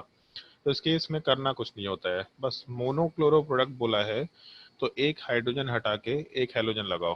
तो जैसे अगर हम लोग यहाँ प्रोडक्ट बनाए तो एक हाइड्रोजन को हटा के एक हेलोजन मतलब क्लोरीन वाला पार्ट लगेगा, बट इसके अलावा कोई पॉसिबिलिटी नहीं है क्योंकि एक ही कार्बन है। अगर एक कार्बन है और वो भी एक ही जैसा कार्बन है और कोई डिफरेंस भी नहीं है, तो एक हाइड्रोजन हटा के एक हेलोजन लगाए, एक प्रोडक्ट आराम से निकल के आ गया। और जो प्रोडक्ट बना उसमें ये देखो कि हम लोग कितने स्टीरियोआइसोमर्स की बात कर सकते हैं। तो ये जो स्ट्रक्चर है ना, इसमें कायरल सेंटर है ना, फिर रेस्ट्रिक्टेड रोटेशन स्ट्रक्चर है, मतलब ना ज्योमेट्रिकल आइसोमर शो करेगा ना ऑप्टिकल आइसोमर शो करेगा। इसका मतलब टोटल जो स्ट्रक्चरल आइसोमर्स है वो केवल एक बनेगा। तो स्ट्रक्चरल आइसोमर्स अगर एक बना तो यहाँ से टोटल नंबर ऑफ जो स्टीरियो आइसोमर्स होगा उसमें भी कोई डिफरेंस नहीं दिख रहा हम लोगों को कि कायरल सेंटर होता तो total number of stereo isomers count भी कर सकते थे, वो भी एक के बराबर निकल के आएगा। तो इस केस में जब हम लोग फ्रैक्शनल डिस्टिलेशन की बात करेंगे तो एक चीज़ ध्यान होगा, तुम लोगों को बचपन में ही पढ़ा था और शायद पहले डिस्कस भी किए थे। फ्रैक्शनल डिस्टिलेशन हम लोग बॉइलिंग पॉइंट के डिफरेंस की वजह से क्रिएट कराते हैं। अगर मान लो एक मिक्सचर के अंदर कोई भी एक मिक्सचर दे रखा, तो उस मिक्सचर के अंदर दो कंपोनेंट है। अगर दोनों कंपोनेंट का बॉइलिंग पॉइंट वाला पार्ट अलग अलग है, तो दोनों का बॉइलिंग पॉइंट अलग है, तब उस केस में जो भी बॉइलिंग पॉइंट का डिफरेंस आएगा हम लोग का ए और बी का, उसके वजह से हम लोग अलग अलग बॉइलिंग पॉइंट पे अलग अलग कंपोनेंट्स को ऑब्टेन कर सकते हैं। मतलब ए के बॉइलिंग पॉइंट पे ए वाला पार्ट मिल जाएगा, बी के बॉइलिंग पॉइंट पे हम लोग को बी वाला पार्ट मिल जाएगा, ऐसा हम लोग मेंशन करके काम कर सकते हैं। तो अगर दो कंपोनेंट्स मिक्सचर में है, दोनों का बॉइलिंग पॉइंट अलग है, तब उस केस में फ्रैक्शनल डिस्टिलेशन करने पे दोनों अलग अलग टेम्परेचर पे बॉईल करेंगे, और अगर अलग अलग टेम्परेचर पे बॉईल करेंगे तो दोनों अलग अलग फ्रैक्शंस का फॉर्मेशन कराएंगे। मतलब ए वाला पार्ट अलग फ्रैक्शन पे आएगा, बी वाला पार्ट अलग फ्रैक्शन पे आएगा। बट अगर दोनों का बॉइलिंग पॉइंट इक्वल हो गया, तो इक्वल होने पे ए और बी दोनों एक ही बॉइलिंग पॉइंट पे बॉईल करेगा। मतलब दोनों हम लोग को हमेशा एक ही साथ ऑब्टेन करेंगे, मतलब मिलेंगे। अगर दोनों एक ही साथ मिलेंगे तो डेफिनेट सी बात है कि दोनों अगर एक साथ मिल रहा है, इसका मतलब हम लोग अलग अलग इनको सेपरेट नहीं कर पा रहे हैं, तो उस केस में नंबर ऑफ फ्रैक्शंस ऑब्टेन आराम से 1 के बराबर ले सकते हैं। तो जो हम लोग इनैंशियोमर्स की बात करते हैं, इनैंशियोमर्स वाले पार्ट में फिजिकल प्रॉपर्टी और केमिकल प्रॉपर्टी एग्जैक्टली सेम होता है। मतलब boiling point, melting point, solubility, ये सारे के सारे प्रॉपर्टी सेम होते हैं। उस केस में इनैंशियोमर्स को फ्रैक्शनल डिस्टिलेशन से सेपरेट करवाना पॉसिबल नहीं है। इनैंशियोमर में मेंशन किया था और बोला था इसका एप्लीकेशन बाद में डिस्कस करेंगे हम लोग। तो इस केस में जब इनैंशियोमर्स होगा तो हमेशा सेम बॉइलिंग पॉइंट रखेगा, तो एक फ्रैक्शन पे ऑब्टेन्ड होगा। अगर डायस्टीरियोमर्स हैं तो उस केस में अलग अलग बॉइलिंग पॉइंट। स्ट्रक्चरल आइसोमर्स अलग अलग बॉइलिंग पॉइंट। तो स्ट्रक्चरल आइसोमर डायस्टीरियोमर्स के बॉइलिंग पॉइंट अलग होंगे, जिसकी वजह से वो लोग अलग अलग फ्रैक्शंस पे ऑब्टेन्ड होंगे। अदरवाइज हम लोग आराम से स्टीरियो आइसोमर्स में इनैंशियोमर्स को एक फ्रैक्शन पे रख सकते हैं। लेकिन इस पार्टिकुलर क्वेश्चन में तो एक ही स्ट्रक्चर ही है। अगर एक स्ट्रक्चर है तो एक ही स्ट्रक्चर ऑब्टेन होगा। इसका मतलब टोटल नंबर ऑफ स्टीरियोआइसोमर 1 और total number of fraction after fractional distillation भी आराम से 1 के बराबर मेंशन करते हुए काम कर सकते हैं। नोट कर लो इस क्वेश्चन को। वैसे इसको नोट करने की जरूरत नहीं है, वैसे मेरे हिसाब से क्वेश्चन बहुत ही एलिमेंट्री टाइप का क्वेश्चन है। चाहे तो बस क्वेश्चन सॉल्व करना सीख लो, कैसे क्वेश्चन सॉल्व कर रहे हैं। मेरे हिसाब से इस क्वेश्चन का तरीका एक बार याद हो जाएगा तो फिर क्वेश्चन को देखने की दोबारा जरूरत कॉपी में नहीं पड़ेगी। तो इसलिए ठीक है, तेजी से क्वेश्चंस कर लेते हैं, मल्टीपल फॉर्मेट के क्वेश्चंस कर लेते हैं तो ज़्यादा बेटर होगा। जैसे मान लो अगर ये क्वेश्चन दे रखा, तो इस क्वेश्चन में अगर हम लोग हेलोजेनेशन कराते हैं, मतलब मोनोक्लोरो प्रोडक्ट, तो प्रोडक्ट बनाते वक्त करना क्या, इस चीज़ का ध्यान रखना। पहला काम, जब भी रिएक्शन होगा तो कार्बन चेन ब्रेक नहीं होता है। कार्बन चेन जैसा है एग्जैक्टली वैसा ही रहेगा। हम लोग केवल क्लोरीन के पोजीशंस को चेंज कर सकते हैं। तो जितने भी कार्बन्स होंगे जो डिफरेंट नेचर के हैं, जो डिफरेंट देखने में लग रहा है, उन सब कार्बन्स पे हम लोग आराम से क्लोरीन को अटैच करके, मतलब हाइड्रोजन को हटा के सब्स्टिट्यूशन रिएक्शन करा के क्लोरीन को अटैच कर सकते हैं। तो जैसे यहाँ 3 कार्बन है, तो 3 कार्बन में हम लोग ऐसा कर सकते हैं कि हम लोग पहले वाले कार्बन पे क्लोरीन लगा दिए, या दूसरे वाले कार्बन पे क्लोरीन लगा दिए, या तीसरे वाले कार्बन पे क्लोरीन लगा दिए। लेकिन पहला कार्बन और तीसरा कार्बन तो सेम है, नोमेनक्लेचर के हिसाब से भी सेम है। हम लोग लेफ्ट से राइट नंबरिंग करें या राइट से लेफ्ट नंबरिंग करें, कोई फर्क नहीं पड़ रहा। इनफैक्ट जो प्रोडक्ट बना है उसमें भी यहाँ पे 1 क्लोरोप्रोपेन और थर्ड वाले केस में 1 क्लोरोप्रोपेन। तो हम लोग जब भी कभी सेम स्ट्रक्चर होता है तो उसको तो 1 काउंट करते हैं। तो इस केस में पहला स्ट्रक्चर तो ठीक है, दूसरा स्ट्रक्चर वाला पार्ट भी 2 क्लोरोप्रोपेन ठीक है, बट थर्ड स्ट्रक्चर पॉसिबल नहीं है। इस चीज़ को हम लोग रिजेक्ट करके काम करेंगे। तो अगर हम लोग प्रोडक्ट बना के जजमेंट करना चाहते हैं तो प्रोडक्ट बना के जजमेंट कर लो, बट अगर रिएक्टेंट देख के मालूम पड़ रहा है कि कौन कौन से कार्बन सेम है तो रिएक्टेंट देख के ही काम कर लेना। 1 और थर्ड सेम दिख रहा, तो जो कार्बन सेम दिखेंगे उसके प्रोडक्ट भी सेम ही बनेंगे, कोई डिफरेंस निकल के नहीं आएगा। तो उसको किसी एक को रिजेक्ट कर देना। कार्बन नंबर 2 यूनिक है तो 1 नंबर से काम कर सकते हैं, 2 नंबर वाले कार्बन से काम कर सकते हैं, लेकिन 3 नंबर वाले पार्ट से हम लोग को कोई फायदा नहीं मिलेगा। हम लोग केवल 1 पे क्लोरीन लगाएंगे, 2 पे क्लोरीन लगाएंगे। प्रोडक्ट बनाते वक्त पहला काम, सारे के सारे पोजिशनल आइसोमर बनाओ, केवल पोजिशनल आइसोमर, जिसमें केवल हैलोजन का पोजीशन चेंज होगा, बाकी किसी ग्रुप का पोजीशन चेंज नहीं होने वाला है। तो सारे के सारे हम लोग, और बाकी ग्रुप का पोजीशन चेंज होने के क्या कंडीशन हो सकता है वो हम लोग आराम से आगे डिस्कस करेंगे। अभी के लिए जब भी प्रोडक्ट बनाओ तो सबसे पहले सारे के सारे हैलोजन से एसोसिएटेड पोजिशनल आइसोमर बनाओ, और उसमें भी कार्बन चेन चेंज नहीं करना है। जो कार्बन चेंज है बस, जो कार्बन चेन दे रखा बस उसमें ही पोजिशनल आइसोमर बनाना है। तो 2 पोजिशनल आइसोमर आ गया। अब ये जो 2 पोजिशनल आइसोमर निकल के आया, इनसे हम लोग total number of stereo isomer की बात करते हैं। तो जब यहाँ से total number of stereo isomer की बात करेंगे तो इस केस में हम लोगों के पास कोई कायरल सेंटर नहीं है, कोई स्टीरियो सेंटर वाला पार्ट नहीं है। दूसरे वाले केस में कोई कायरल सेंटर या स्टीरियो सेंटर वाला पार्ट नहीं है। इसका मतलब कितना, तो यहाँ से एक ही प्रोडक्ट मिलेगा, दूसरे वाले पार्ट से भी एक ही प्रोडक्ट मिलेगा। इसका मतलब total number of product including stereo isomer आराम से 2 के बराबर ले सकते हैं। फिर जब हम लोग फ्रैक्शनल डिस्टिलेशन की बात करेंगे तो इस केस में एक ही प्रोडक्ट है, मतलब दोनों, पहला स्ट्रक्चर और दूसरा स्ट्रक्चर दोनों आपस में एक दूसरे के साथ स्ट्रक्चरल आइसोमर है, और स्ट्रक्चरल आइसोमर का फिजिकल प्रॉपर्टी और केमिकल प्रॉपर्टी अलग होता है। तो जो 1 और 2 होगा इसको हम लोग, मतलब स्ट्रक्चर 1 और स्ट्रक्चर 2, इन दोनों स्ट्रक्चर का हम लोग का बॉइलिंग पॉइंट अलग होगा, मतलब 1 अलग फ्रैक्शन पे बॉयल होगा या दूसरा वाला पार्ट अलग बॉइलिंग पॉइंट पे बॉयल होगा, तो दोनों अलग अलग फ्रैक्शन का फॉर्मेशन करेंगे। तो जब हम लोग फ्रैक्शनल डिस्टिलेशन कैरी आउट करेंगे तो जो हम लोग का स्टीरियो आइसोमर हुआ वो सारे के सारे पार्ट स्ट्रक्चरल आइसोमर से, तो एक फ्रैक्शन हम लोग को एक की तरफ से मिल जाएगा, दूसरा फ्रैक्शन हम लोग को दूसरे स्ट्रक्चरल आइसोमर की तरफ से मिल जाएगा। मतलब नंबर ऑफ फ्रैक्शन ऑब्टेन्ड आराम से हम लोग 2 मेंशन करते हुए काम कर सकते हैं। यह थोड़ा सिंपल सा क्वेश्चन था, थोड़ा क्वेश्चन का लेवल हम बढ़ाने वाले हैं, जिसको जहाँ पे डिफिकल्टी होता जाएगा वो आराम से पूछता जाएगा। अभी तुम लोगों को ट्राई नहीं करना है क्वेश्चन। मान लो ये क्वेश्चन दे रखा, तो इस क्वेश्चन वाले पार्ट में जब प्रोडक्ट बनाना है तो पहला कार्बन और लास्ट कार्बन सेम दिख रहा, तो उसको हम एक ही काउंट करेंगे। फिर सेकंड कार्बन और फोर्थ कार्बन भी सेम दिख रहा है, एक काउंट करेंगे, और बीच वाला कार्बन यूनिक है। मतलब टोटल अपने पास टोटल 3 डिफरेंट पॉसिबिलिटीज है। अगर 3 डिफरेंट पॉसिबिलिटीज है तो फर्स्ट वाले पार्ट पे हेलोजन लगाया, एक पॉसिबिलिटी, या फिर सेकंड वाले पार्ट पे हेलोजन लगाया, सेकंड पॉसिबिलिटी, या फिर थर्ड वाले पार्ट पे हेलोजन लगाया, थर्ड पॉसिबिलिटी। तो टोटल 3 पॉसिबिलिटीज निकल के आ गया, जिसको हम लोग आराम से कंसिडर करते हुए काम कर सकते हैं। अब इसके बाद हम लोगों को तीनों में स्टीरियो आइसोमर काउंट करना है। तो पहले वाले केस में कितना स्टीरियो आइसोमर होगा, तो कोई स्टीरियो सेंटर नहीं है, इसका मतलब एक स्टीरियो आइसोमर। दूसरे वाले केस में स्टीरियो सेंटर एक दिख रहा है हम लोगों को, एक कायरल सेंटर यहाँ पे है। तो अगर एक कायरल सेंटर वाला पार्ट है, इसका मतलब एक कायरल सेंटर 2 स्टीरियो आइसोमर आराम से बना सकते हैं, R+S। और थर्ड वाले केस में भी कोई स्टीरियो आइसोमर नहीं, इसका मतलब यहाँ पे भी एक ही स्टीरियो आइसोमर निकल के आएगा। तो इस पूरे स्ट्रक्चर में हम लोग के पास total number of stereoisomers वाला पार्ट आराम से 4 के बराबर निकल के आ गया। और फ्रैक्शनल डिस्टिलेशन की जब बात करेंगे तो सारे स्ट्रक्चर्स का बॉइलिंग पॉइंट अलग होगा ही होगा। इसका मतलब एटलीस्ट 3 स्टीरियो आइसोमर वाला पार्ट तो है, सॉरी 3 फ्रैक्शन तो होगा, एक यहाँ फ्रैक्शन बनेगा, ये दूसरा फ्रैक्शन बनेगा, तीसरा फ्रैक्शन बनेगा। और यहाँ पे क्योंकि दोनों जो प्रोडक्ट थे वो दोनों के दोनों आपस में इनैंशियोमर्स थे, तो अगर इनैंशियोमर्स होंगे तो इनैंशियोमर्स वाले पार्ट हमेशा एक ही फिक्स्ड टेम्परेचर पे बॉईल करते हैं। इसका मतलब पहला स्ट्रक्चर तो हम लोगों को अलग बॉइलिंग पॉइंट पे मिलेगा, दूसरा स्ट्रक्चर में जो R+S था, मतलब जो इनैंशियोमरिक पेयर था, वो दोनों मिलके भी एक ही बॉइलिंग पॉइंट बनाएंगे, और थर्ड वाला स्ट्रक्चर भी एक ही बॉइलिंग पॉइंट बनाएगा। तो इस केस में फ्रैक्शनल डिस्टिलेशन वाले पार्ट में पहला एक बॉइलिंग पॉइंट पे गया, तीसरा एक बॉइलिंग पॉइंट पे गया, और इनैंशियोमरिक पेयर जो पेयर है वो दोनों मिलके एक फ्रैक्शन बनाया।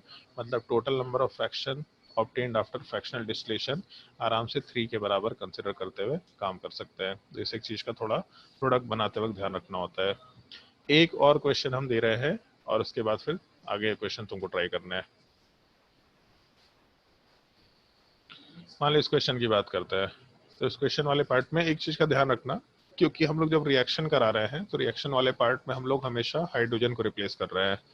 अगर हाइड्रोजन को रिप्लेस कर रहे हैं इसका मतलब एक चीज है कि 4 डिग्री कार्बन पे रिएक्शन नहीं हो पाएगा। जैसे अगर मान लो 4 डिग्री कार्बन ऐसा दे रखा, तो 4 डिग्री कार्बन पे कोई भी हाइड्रोजन ही नहीं है। अगर हाइड्रोजन नहीं है तो रिप्लेस कैसे कर पाएंगे? तो कभी भी 4 डिग्री कार्बन पे रिएक्शन मत करना, केवल 1 डिग्री, 2 डिग्री या 3 डिग्री कार्बन पे ही रिएक्शन करा सकते हैं। अब एक चीज देखो, जैसे ये ऊपर का कार्बन है और नीचे का कार्बन, ये दोनों सेम है क्योंकि एक ही कार्बन से दोनों मिथाइल ग्रुप अटैच्ड है। तो ऊपर और नीचे में से किसी एक को रिजेक्ट कर देते हैं, तो एक पॉसिबिलिटी आया। दूसरी पॉसिबिलिटी 3 डिग्री कार्बन दिख रहा, उसके आगे वापस से 2 डिग्री वाला पार्ट दिख रहा, और ये कार्बन यूनिक है क्योंकि ये मिथाइल ग्रुप वाला पार्ट बाकी मिथाइल ग्रुप के जैसा नहीं दिख रहा। मतलब नंबरिंग अगर करेंगे तो लेफ्ट साइड से नंबरिंग करें 1 2 3 4 और राइट साइड से 1 2 3 4, तो अलग अलग नंबरिंग निकल के आएगा। इसका मतलब हम लोग के पास टोटल 4 डिफरेंट पॉसिबल पोजीशंस हैं जहाँ पे ग्रुप को लगा सकते हैं। एक पॉसिबिलिटी, एक मिनट, एक ये पॉसिबिलिटी कंसिडर कर सकते हैं कि कार्बन नंबर 1 वाले पार्ट पे हम लोग क्लोरीन लगा दिए, फिर उसके बाद बीच वाले कार्बन पे क्लोरीन लगा दिए, फिर उसके बाद थर्ड पॉसिबिलिटी उसके आगे वाले पार्ट पे क्लोरीन लगाए, और फोर्थ पॉसिबिलिटी सबसे लास्ट वाले पार्ट पे क्लोरीन लगाए, तो 4 टोटल पोजीशन आइसोमर निकल के आ सकते हैं। अगर यहाँ से फ्रैक्शनल डिस्टिलेशन को डिस्कस करते हैं हम लोग, एक काम करते हैं, डायग्राम को नीचे बना लेते हैं ताकि आराम से एक्सप्लेन कर पाए। यहाँ क्लोरीन लगाए या फिर सेकंड नंबर वाले पार्ट में क्लोरीन लगाए। अब यहाँ से हम लोग स्टीरियो आइसोमर काउंट करते हैं। तो जब स्टीरियो आइसोमर काउंट करेंगे तो पहले वाले केस में स्टीरियो आइसोमर्स कितना होना चाहिए उसके लिए कायरल सेंटर देखेंगे। तो पहले तो यहाँ कोई कायरल सेंटर नहीं था, लेकिन जब रिएक्शन हो गया तो रिएक्शन होने के बाद एक चीज़ दिख रहा होगा तुम लोगों को, रिएक्शन होने के बाद यहाँ पे कायरल सेंटर बन गया है, क्योंकि इस कार्बन वाले पार्ट पे Cl वाला कार्बन है, CH3 और एक H है, और दूसरे साइड कुछ और ग्रुप दे रखा, मतलब एक कायरल सेंटर है। अगर एक कायरल सेंटर है इसका मतलब total number of stereo isomer इसमें 2 काउंटिंग कर सकते हैं। फिर उसके बाद जब हम लोग दूसरे वाले पार्ट की बात करेंगे तो कोई भी कायरल सेंटर नहीं है, मतलब 1। जब तीसरे वाले पार्ट की बात करेंगे तो एक कायरल सेंटर यहाँ पे भी है, इसका मतलब 2। और चौथे वाले पार्ट की बात करेंगे तो कोई कायरल सेंटर नहीं है, मतलब 1। तो इस केस में यहाँ जो 2 आइसोमर बना, दोनों इनैंशोमरिक पेयर है। इधर भी जो 2 आइसोमर बना ये भी केवल इनैंशोमर है, क्योंकि R+S ही निकल के आ रहा और कोई ऑप्शन नहीं है यहाँ पे। तो इस केस में जब हम लोग total number of stereo isomers का काउंटिंग करेंगे तो इस केस में 2 isomer plus 1 isomer plus 2 isomer plus 1 isomer, मतलब टोटल मिलाकर के हम लोग के पास 6 स्टीरियो आइसोमर निकल के आएगा। और जब यहाँ से हम लोग फ्रैक्शनल डिस्टिलेशन कराएंगे तो इनैंशोमर्स हमेशा सेम बॉइलिंग पॉइंट पे इवोपरेट करेगा या बॉईल करेगा, तो एक ही फ्रैक्शन के जैसा काउंट होगा। इसका मतलब पहले वाले साइड से एक फ्रैक्शन मिलेगा, दूसरे वाले साइड से एक फ्रैक्शन मिलेगा, सारे स्ट्रक्चरल आइसोमर अलग अलग फ्रैक्शन बनाएंगे, इनैंशोमर मिलके एक फ्रैक्शन बनाएंगे। तो 2 इनैंशोमरिक पेयर में, एक पेयर में 2 पार्ट होते हैं, दोनों मिलके एक फ्रैक्शन बनाएंगे, और लास्ट वाले केस से भी एक फ्रैक्शन निकल के आएगा। मतलब फ्रैक्शनल डिस्टिलेशन के बाद टोटल हम लोग 4 फ्रैक्शंस की बात आराम से कर सकते हैं। तो इस सवाल वाले पार्ट में पहले तो सारे के सारे पोजिशनल आइसोमर बना लो, फिर उसके बाद सारे के सारे उसमें स्टीरियो आइसोमर काउंट करो, फिर उसके बाद लास्ट में ये देखो कितने इनैंशोमरिक पेयर होंगे, और वहां से फिर हम लोग आराम से नंबर ऑफ फ्रैक्शंस मेंशन कर सकते हैं। अब कितने इनैंशोमरिक पेयर होंगे अगर ये चीज मालूम करना है तो डेफिनेट सी बात है, वहाँ पे एकदम सिंपल सी बात है, अगर अनसिमेट्रिकल मॉलिक्यूल जो कि होगा ही होगा इन जनरल, क्योंकि एक क्लोरीन लगा रहे हैं हम लोग, तो अगर एक क्लोरीन लगा रहे हैं तो अनसिमेट्रिकल मॉलिक्यूल निकल के आएगा। अगर अनसिमेट्रिकल मॉलिक्यूल है तो total number of optical isomer 2 to the power n के बराबर होंगे। अगर 2 टू द पावर n होगा तो उस केस में जो भी आइसोमर निकल के आ रहा है उसको बाई 2 कर लो, ये अपने इनैंशोमर्स निकल के आएंगे, मतलब इनैंशोमरिक पेयर्स निकल के आएंगे।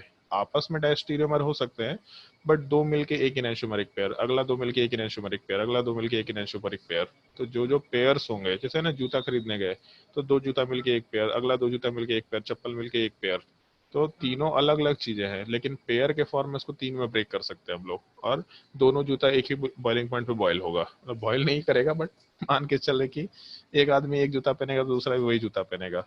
तो इस टाइप से जो इनैंशोमरिक पेयर होंगे बस उसको हम लोग एक एक में कन्वर्ट करके फ्रैक्शनल डिस्टिलेशन के लिए आराम से यूज कर सकते हैं। ध्यान रखना है केवल डायस्टीरियोमर्स वाले पार्ट हमेशा अलग अलग फ्रैक्शंस पे आएंगे। ये 4 क्वेश्चंस में अगर कोई डाउट है तो आराम से पूछ सकते हैं, कहीं भी कोई भी डाउट है तो। और अगर डाउट नहीं है तो अगले क्वेश्चंस पे आते हैं। इनको नोट करने की जरूरत नहीं है, बस क्वेश्चन प्रैक्टिस करो। ये क्वेश्चन प्रैक्टिस करेंगे तो जिंदगी भर मेरे हिसाब से याद रहेगा, ये और ओजोनलिसिस जिंदगी भर याद रहेगा। कोई डाउट नहीं किसी को? चलो भाई, अगर डाउट नहीं है तो कुछ क्वेश्चंस ट्राई करके देखो। क्वेश्चंस वाले पार्ट पे आते हैं, 1 मिनट। क्वेश्चन नंबर 5 में ऐसा ट्राई कर सकते हैं,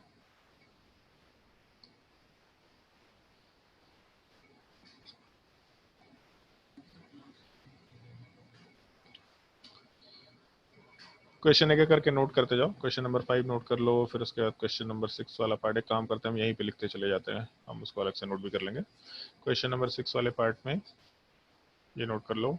7 वाले पार्ट में साइक्लोहेक्सेन ले सकते हैं। 8 वाले पार्ट में मिथाइल साइक्लोहेक्सेन कर लेंगे। 9 नंबर वाले पार्ट में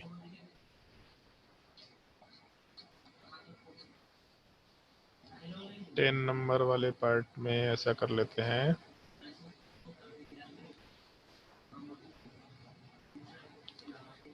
11 वाले पार्ट में साइक्लोहेक्सेन का 2 पार्ट ले लेते हैं। 12 नंबर वाले पार्ट में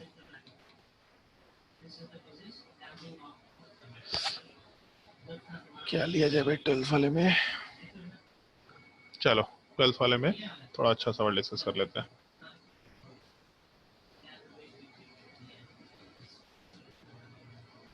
ट्राई करके देखो सवाल।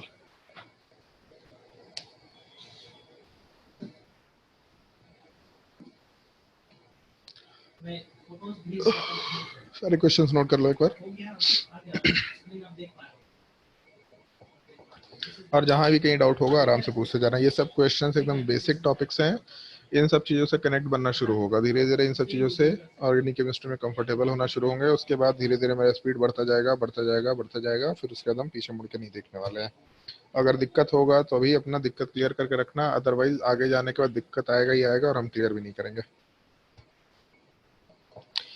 वैभव, तो अभी आया क्लास में?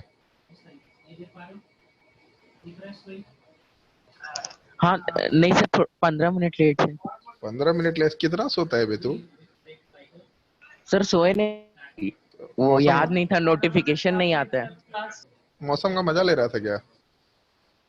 नहीं सर। मौसम अच्छा हो रखा है रांची में तो वैसे भी अच्छा होता है। नहीं होता है, कुछ लोग मौसम का मजा लेते रहते हैं, लेकिन कुछ पर्टिकुलर टाइप के लोग रहते हैं सही, वो कुछ दूसरे स्टेट में रहते हैं, उनका दिमाग कहीं और चल रहा होता है।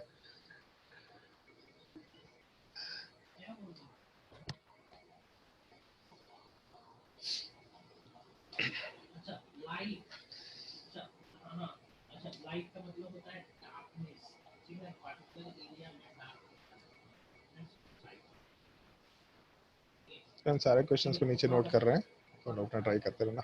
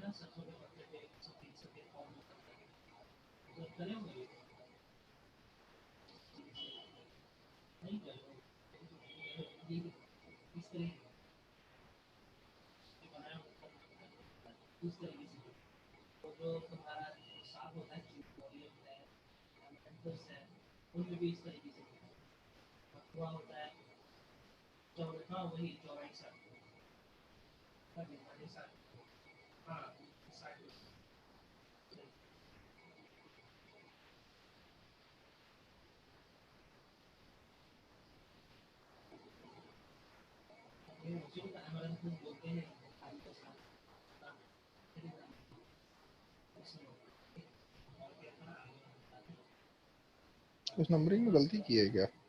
हाँ भाई, 5 6 7 8 9 10 11 12।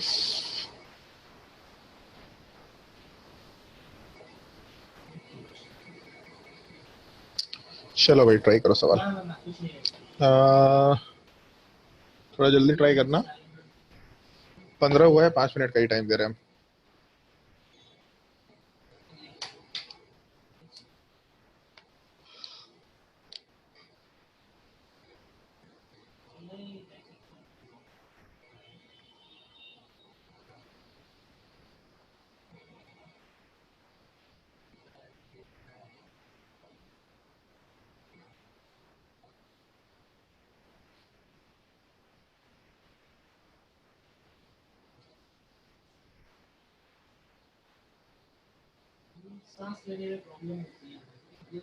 मेरा मोनो कहाँ है? मोनो नहीं दिया।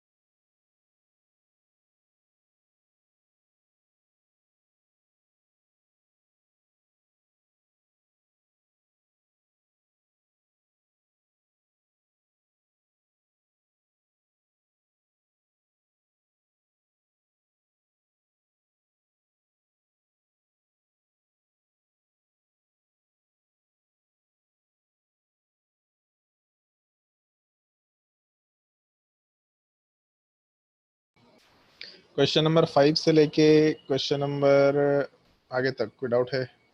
5, 6, 7 बहुत मुश्किल सवाल नहीं है, बट अगर कोई डाउट हो तो पूछ सकते हैं। 8 में क्वेश्चन नंबर 8 वाले Sir, पार्ट में से 5, 6, 7 में कोई डाउट है किसी को तो पूछ लो पहले। 5, 6, 7 डिस्कस कर लो। 5 में 5 में चलो ध्यान दो।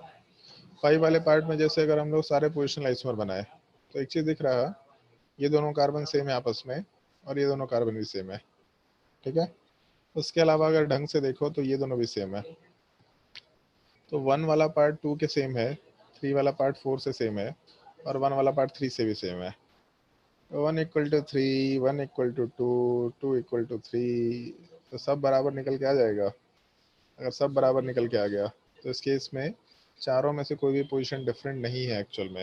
अगर चारों पोजीशन डिफरेंट नहीं है तो इन चारों में से किसी एक जगह पे ग्रुप को आराम से डाल सकते हैं। तो एक पॉसिबिलिटी किसी एक जगह पे क्लोरीन को डाल दिया, और उसके अलावा ये दोनों कार्बन जो बीच में है वो भी आपस में सेम है, तो उस केस में बीच वाले पार्ट पे कहीं पे क्लोरीन को डाल दिया।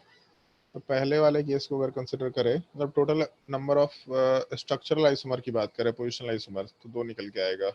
अब यहाँ वाले पार्ट में एक कायरल सेंटर दिख रहा है। अगर एक कायरल सेंटर, इसका मतलब टोटल 2 स्टीरियो आइसोमर। दूसरे वाले केस में कायरल सेंटर नहीं दिख रहा, मतलब एक स्टीरियो आइसोमर, तो total number of stereo isomer निकल के आएगा 3। और जब फ्रैक्शनल डिस्टिलेशन कराएंगे तो पहले वाले केस में 2 स्टीरियो आइसोमर में से एक फ्रैक्शन निकल के आएगा क्योंकि दोनों इनैशोमरिक पेयर होगा, और दूसरे वाले केस में एक प्रोडक्ट एक ही फ्रैक्शन निकल के आएगा, मतलब टोटल नंबर ऑफ फ्रैक्शन आराम से 2 के बराबर कंसिडर कर सकते हैं। तो स्टीरियो आइसोमर वाला पार्ट 3 के बराबर और फ्रैक्शनल डिस्टिलेशन के बाद टोटल नंबर ऑफ फ्रैक्शन 2 के बराबर। अगर और भी कोई डाउट है तो पूछ सकते हैं क्वेश्चन नंबर 5, 6, 7 में। क्वेश्चन नंबर 5, 6, 7 जल्दी बताओ, और कोई डाउट?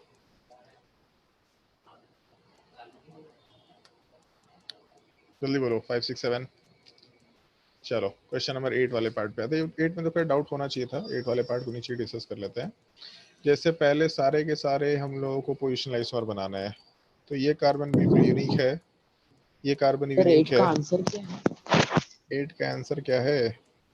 8 का आंसर है 12 एंड 8। 12 एंड 8।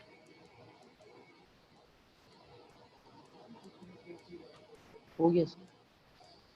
चलो ध्यान दो 8 वाले पार्ट पे। क्वेश्चन नंबर 8 वाले पार्ट में हम लोगों के पास क्या क्या डिफरेंट कार्बन है। तो ऊपर वाला कार्बन यूनिक है, जिसको ब्लू से मार्क करे उसको देखते चले जा रहे हैं। दोनों ब्लू कार्बन यूनिक है। उसके अलावा लेफ्ट साइड और राइट साइड का कार्बन तो सेम टाइप का, बिल्कुल एग्जैक्टली 2 हाफ सिमेट्रिकली डिवाइड हो रहा है।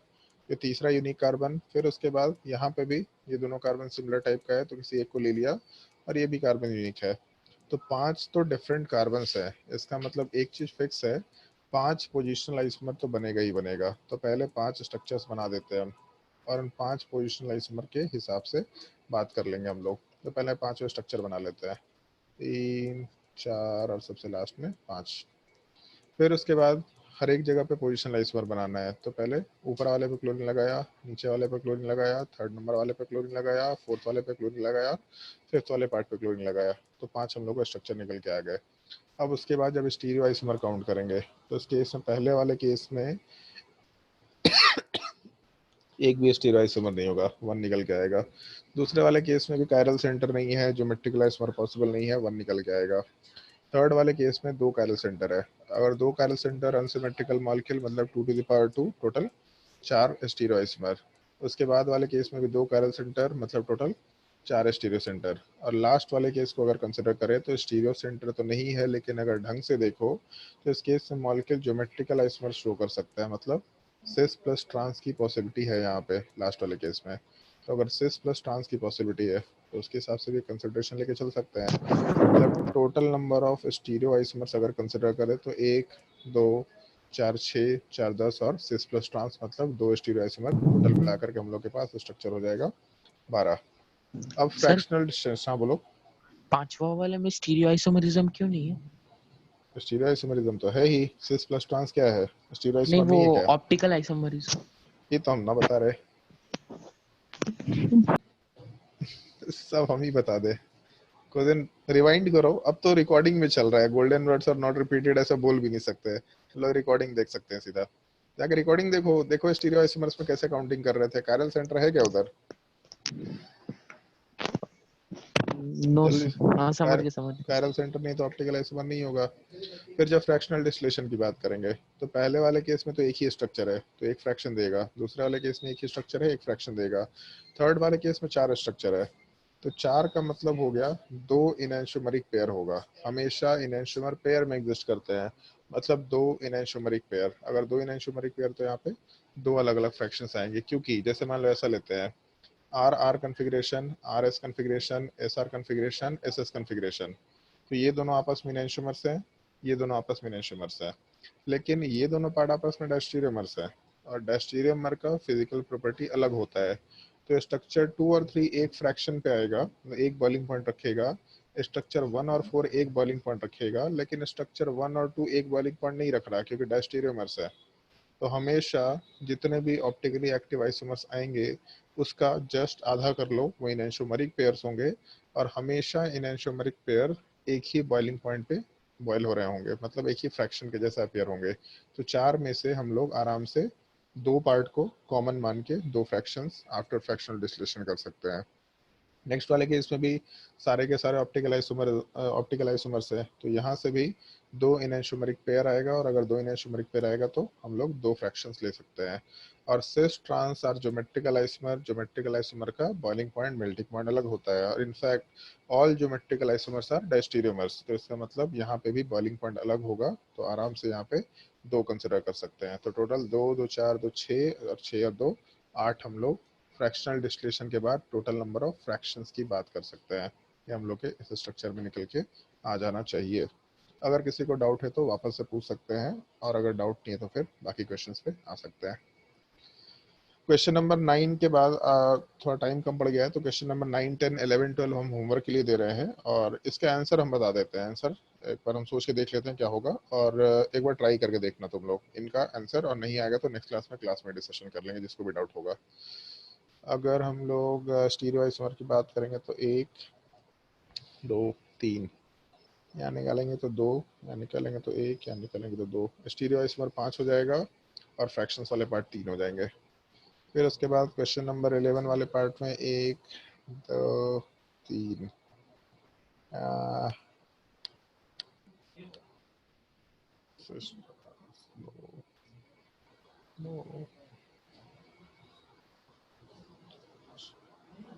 9 का आंसर क्या है?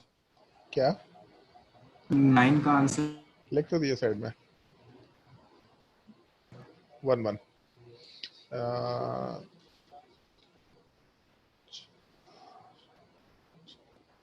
क्वेश्चन नंबर 11 वाले पार्ट में स्टीरियो आइसोमर 12 निकल के आएगा, और फ्रैक्शनल डिस्टिलेशन के बाद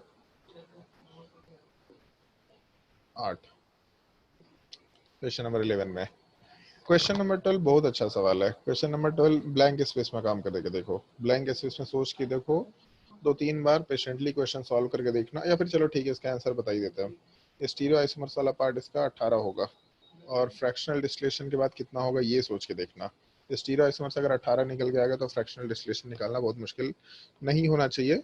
ये सवाल हर साल चॉकलेट प्रॉब्लम होता है, हर साल एक ही लोग होते हैं मैक्सिमम जो जवाब दे पाते हैं। लास्ट ईयर के बैच में 3 लोग थे जो जवाब दे पाए थे इस सवाल का, उससे पहले हर साल मैक्सिमम एक ही लोग का जवाब निकल के आता था, अदरवाइज लोग कुछ ना कुछ गलती करते ही करते थे। इसका हिंट हम ऑलरेडी कहीं कहीं क्वेश्चंस में दे रखे होते हैं, पुराने क्वेश्चंस में कहीं ना कहीं इस तरह का हिंट मिला हुआ रहता है, लेकिन लोग ध्यान नहीं रखते उन चीज़ों का।